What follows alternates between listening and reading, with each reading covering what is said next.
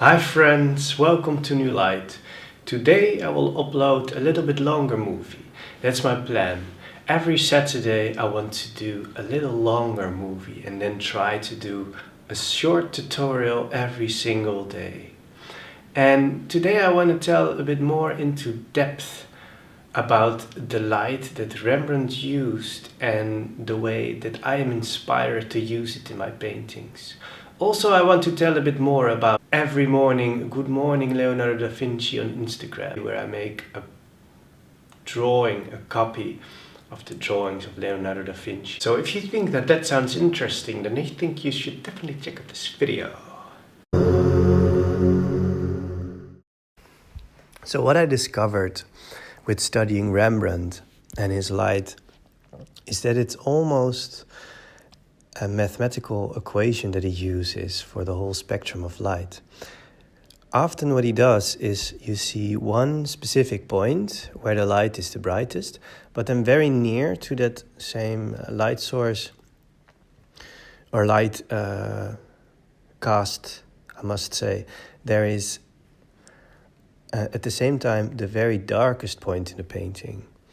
As you can see with this painting, the Holy Carpenter's Family, you can see also the person behind the woman that's breastfeeding the little child. There's someone in a very dark robe. And the same thing you can see with the painting of Jesus and the hoarders. There you can see that the light that the light source that is actually Jesus himself in this picture. The thing that's very near to it is the head of Joseph, and the head of Joseph is the darkest. So you can see at the point where he wants the viewer to look at, you see the strongest contrast, and then the rest of the painting you can sort of float around with your eyes, and there mostly is another light source that is way less significant, but enough, to give your eyes some rest and wander around in a darker area before your eyes will be drawn to the light again, whether you want it or not. That's a very powerful thing in the paintings of Rembrandt. He can draw your eyes towards points whether you want it or not. But then he gives sort of things in the background that are peaceful to look at and wander around with your eyes with. So this is a very interesting message for everyone who is painting himself. What is the purpose of making a painting or of your painting? For me, I discovered it's very simple. You want to attract attention from the viewer. And there's so much to see these days on social media. It's very difficult to do that. So the challenge is getting bigger and bigger. But you want to attract the attention of the viewer. And then once you have the attention of the viewer, you want the viewer to look at it as long as possible, as long as needed for him to or her to understand the painting. And it's the same with a book. If you write a book, you also don't want the reader to read just the first few pages and then put it back in the shelf. So this is also a very beautiful thing about having a painting on the wall that told you something the first moment you saw it, because mostly that there will be a story behind it that can need to take a lifetime to really understand. So it's a painting is almost like a visual book in a way. So painting is really my strength, but I can still learn more in drawing. I decided to study more in drawing.